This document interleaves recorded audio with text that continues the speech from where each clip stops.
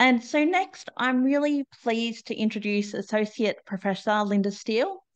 Linda is a respected socio-legal researcher from the University of Technology, Sydney, with extensive expertise in the intersections of disability, law, and social justice. Her work has been crucial in advancing our understanding of how restrictive practices are framed and experienced, and how we can work towards eliminating them in ways that uphold human rights. Today, Linda will share insights from the Evidence to Action brief she co-authored, highlighting key research gaps and opportunities that can guide us in eliminating restrictive practices. Please join me in welcoming Professor Linda Steele.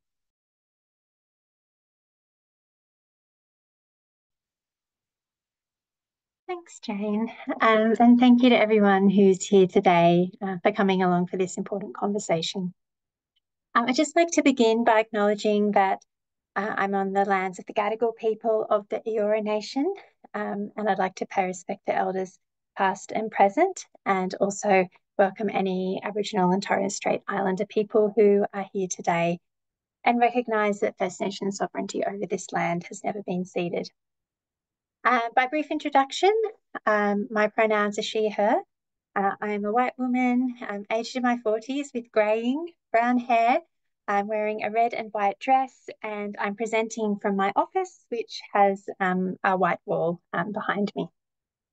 I thank you to Mary Sayers, CEO of the NDRP, for her invitation to speak today, and also to Sue Tape for her guidance in preparing this presentation.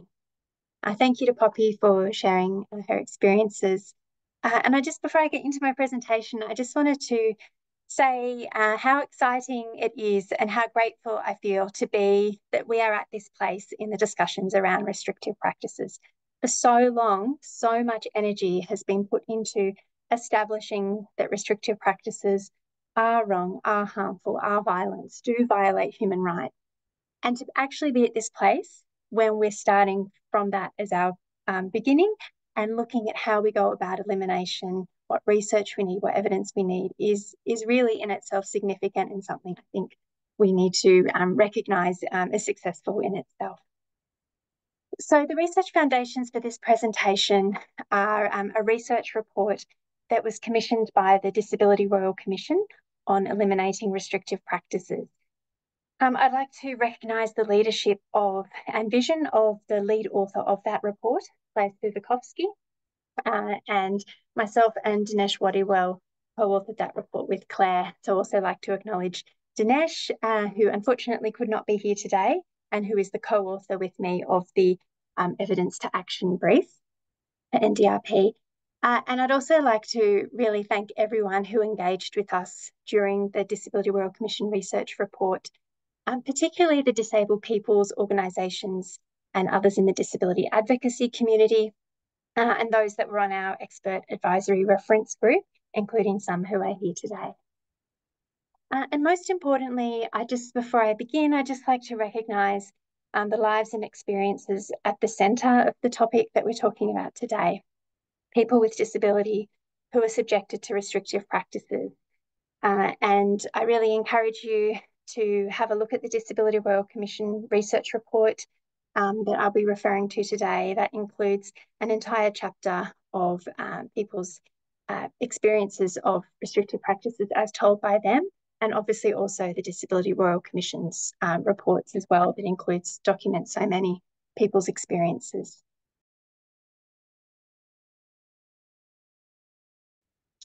So today I'll be briefly discussing what restrictive practices are, human rights issues, the harm and lifelong impacts of these practices, and the cultural and systemic impact. Slide, please. Okay, so what are restrictive practices? Well, Jane gave a little bit of an overview of that already, but myself, when I say we, I'm referring to Dinesh and Claire with our research report. In our report, we defined restrictive practices as practices that are at odds with the human rights of people with disability and represent a significant form of violence and coercion. And we devised this definition that's up on the slide based on the findings presented in our research report. So we say that restrictive practices are legally authorised and or socially and professionally sanctioned violence that targets people with disability on a discriminatory basis and are at odds with the human rights of people with disability. Restrictive practices include, but are not limited to, chemical, mechanical, physical, and environmental restraint, seclusion, guardianship, forced sterilisation, menstrual suppression, and anti-libidinal medication, financial management, involuntary mental health treatment, and other non-consensual or coercive interventions, whether they are said to be undertaken for protective reasons, behavioural reasons, or medical reasons. So this definition emphasises three aspects. Often, restrictive practices are authorised by law and sanctioned by the community and by professionals. So this then means that restrictive practices are set apart from other forms of violence, which are typically seen as crimes or criminal offences. They're illegal. Restrictive practices are discriminatory in that they apply only to people with disability. Similar interventions on non-disabled people are given other names and are subject to more legal oversight. Even if, and I know that Professor McEwen mentioned this before in his presentation, the very concept restrictive practices is a specialised technical term that is not well known to the broader public. And indeed, sometimes people with disability who have been subject to restrictive practices don't always themselves have not been taught or had their awareness raised about what restrictive practices are as well. So it's a term that is so specialised that sometimes that terminology itself sits it apart from what we understand to be violence or human rights violations. And the third aspect of our definition is that restrictive practices violate human rights. So there's a wide range of examples of what restrictive practices might be, and they're used in everyday settings, such as homes, schools, and healthcare environments. And our definition of restrictive practices is not too different to the definition utilised at the time of writing our report by the National Disability Insurance Scheme in its rules on restrictive practices as well. Next slide, please.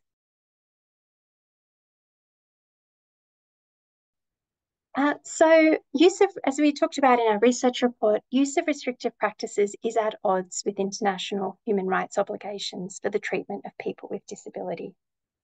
There is an absolute prohibition in human rights on torture and cruel, inhuman, or degrading treatment or punishment. So this means that restrictive practices that rise to the level of torture or cruel, inhuman, or degrading treatment or punishment, they must be prohibited. They can't simply be regulated by law or subject to complex processes of approval and oversight. They simply cannot be allowed at all. And this is in the Convention Against Torture.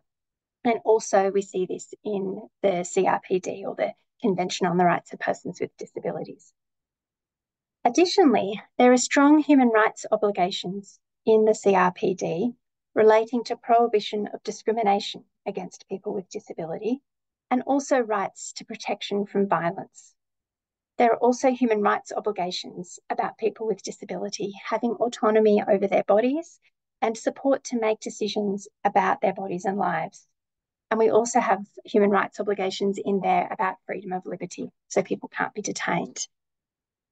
The principle of dignity is at the core of international human rights obligations to prevent torture and ill treatment, and also is at the core of obligations related to protection from violence and equality and discrimination. And use of restrictive practice fails to respect the inherent dignity of people with disability. And this is insofar as restrictive practices represent a form of violence that is applied on a discriminatory basis to people with disability. When this is the case, these practices, even if they don't rise to the level of torture, are still at odds with international human rights law because they reflect discriminatory treatment. So by reason of the human rights situation of restrictive practices, research and policy must be guided by a commitment to upholding human rights, focused on how to eliminate restrictive practices, rather than thinking about how we can justify them, regulate them, or manage them, or even simply reduce them. Next slide, please. So our analysis of the lived experiences available in advocacy submissions, government reports, and academic research documents the harm and trauma caused by restrictive practices. And this is both physical harm, but also psychological and social harms as well. And these effects can be lifelong. And I'll just briefly introduce some of these.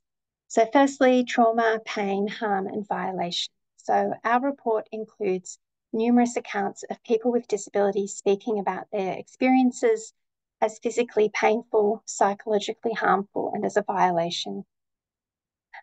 Secondly, abandonment and neglect. So our report provides numerous examples of people with disability who were either left alone in seclusion without any supervision or had their experiences of distress and harm ignored. And this resulting effect of these experiences was that people with disability felt abandoned by those who were tasked with supporting them, and in turn they felt helpless to improve their circumstances. Thirdly, fear. So based on the accounts that we examined in our report, many people who are subject to seclusion described their experience of this as frightening. And this manifests in different ways. It could be not knowing what will happen next, or it could be the brutality of that experience. Fourth, we found disempowerment, humiliation, and dehumanization. So our report provides several examples of people with disability speaking directly about feelings of powerlessness in the context of restrictive practices. So feeling like they had lost total control and everything had been taken away from them. Fifth, cruel and punishing treatment. So there were examples of people with disability describing being subjected to restrictive practices who experience this as cruel or as a form of punishment. So this includes people who talked about being put in cages or subject to experiences that made them feel like they were caged or treated like an animal. Several accounts provided in our report expressed a common rationalisation among some people with disability that, oh, they must have done something wrong to have been punished in this way. So that feeling that of shame and confusion about why this was even happening to them. Also, lifelong trauma and life-altering effects. So based on the accounts in our report, some people with disability felt that restrictive practices had life-altering effects and contributed to lifelong trauma. And it kind of fundamentally changed how a person with disability understood themselves and were able to understand the possible future they might have. Next slide, please. So restrictive practices take shape in an ecological system of violence, coercion, and control. And this system extends from individual people with disability out to kind of concentric circles of relationships, institutions, and society. Ableist attitudes, a lack of resources, and systemic issues in sectors like healthcare, education, disability, and aged care perpetuate the use of restrictive practices. Going off, kind of building on what Alistair, Professor McEwen mentioned earlier, use of restrictive practices is often normalised or justified in response to what is referred to as behaviours of concern. So we kind of justify it as being the fault of the person and their bad behaviour, rather than addressing the root causes and unmet needs related to this behaviour, which is a legitimate response to harmful environments and circumstances. And this is captured by the image on the screen. And I'll just briefly talk about, I'm nearly done, briefly talk about the different circles in this ecosystem. So firstly, the individual considerations. There are assumptions about behaviours of concern. So restrictive practices are often presented as necessary response to an individual with their perceived behaviours of concern. Our report shows that interactions commonly classified as behaviours of concern are better understood as adaptive behaviours to maladaptive environments. Secondly, relationship considerations. So additional to the misinterpretation of an individual's experience and behaviour, then there are uneven power dynamics at the relationship level.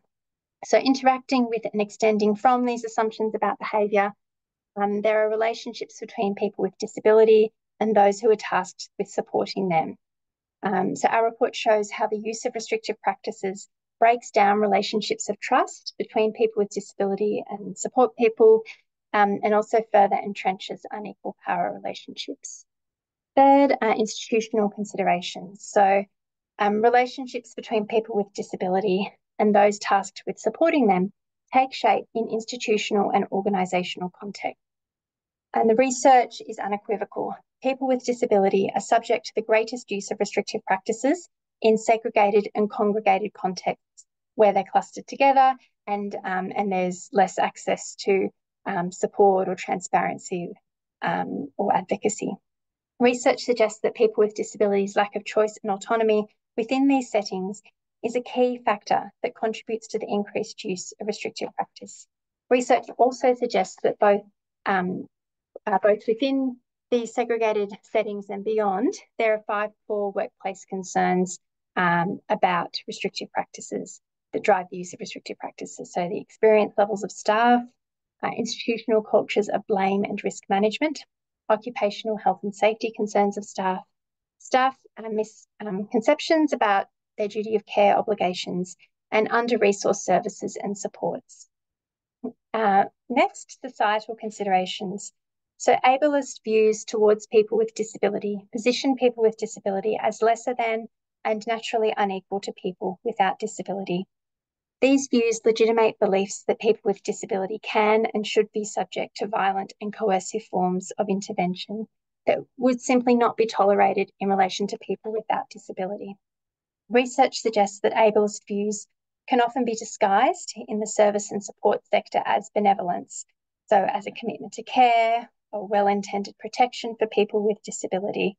And for some people with disability, use of restrictive practices is further shaped and rationalised by other forms of prejudice and discrimination, such as racism and sexism. And currently, there are few, if any, consequences for staff who use restrictive practices against people with disability. And this is because currently restrictive practices are permitted and regulated via law and policy.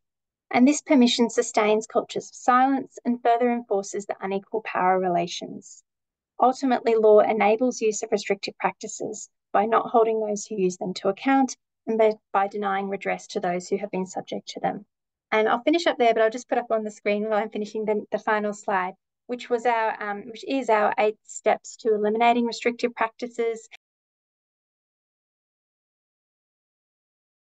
And you will see in the evidence to action report by Dinesh and I some elaboration on where we might focus research in developing further knowledge that can drive this 8 steps to elimination. So, and importantly, you will see there that it's not simply about introducing laws, but addressing issues such as deinstitutionalisation and desegregation, and taking trauma-informed approaches to service provision, and also delivering redress and truth-telling as well to ensure we're recognising people's past experiences of harm and learning from that so we change laws and practice in the future. So thank you.